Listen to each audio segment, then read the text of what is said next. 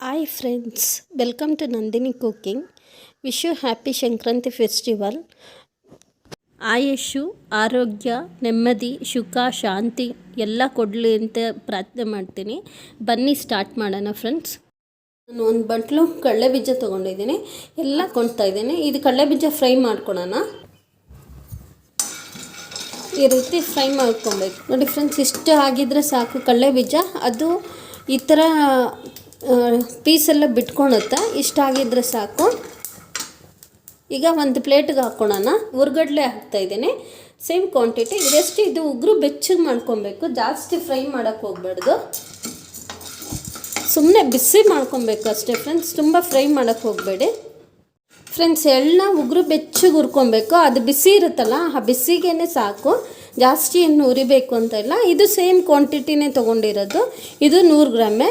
ನಿಮಗೆ ಫ್ರೆಂಡ್ಸ್ ಎಳ್ಳು ಇಷ್ಟು ಹುರ್ಕೊಂಡಿದ್ರೆ ಸಾಕು. ನೋಡ್ತಾ ಇರ್ಬೋದು ಉಗುರು.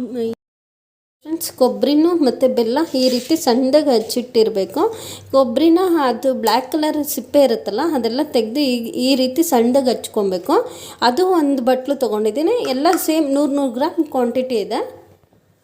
ಫಸ್ಟು ಕೊಬ್ಬರಿ ಹಾಕ್ತಾಯಿದ್ದೀನಿ, ಆಮೇಲೆ ಬೆಲ್ಲ, ಹುರ್ಗಡ್ಲೆ ಹಾಕ್ತಾಯಿದ್ದೀನಿ. ಅದು ಹುರ್ಕೊಂಡಿರೋದು ಅದು ಒಂದು ಬಟ್ಲು.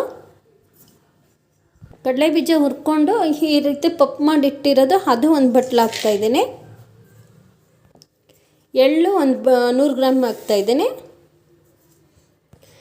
ಜೀರಿಗೆ ಪೆಪ್ಪರ್ಮೆಂಟು ಒಂದು 3/4 ಬಟ್ಲು ಹಾಕ್ತಾಯಿದ್ದೀನಿ. ಅದು ಸ್ವಲ್ಪನೇ ಹಾಕ್ತಾ ಇರೋದು ಫ್ರೆಂಡ್ಸ್. ಈಗ ಎಲ್ಲ ಮಿಕ್ಸ್ ಮಾಡ್ಕೊಳ್ಳಿ ಒಂದು ಕಡೆಯಿಂದ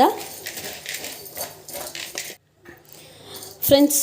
ಫೈನಲಿ ಸಂಕ್ರಾಂತಿ ಸ್ಪೆಷಲ್ ಎಳ್ಳು ಬೆಲ್ಲ ರೆಡಿ ಆಯಿತು. ನನ್ನ ಚಾನಲ್ ಇಷ್ಟ ಆಗಿದ್ದರೆ ಒಂದು ಲೈಕ್ಸ್ ಮಾಡಿ, ಕಮೆಂಟ್ಸ್ ಮಾಡಿ, ಸಬ್ಸ್ಕ್ರೈಬ್ ಮಾಡಿ. Thanks for watching my channel.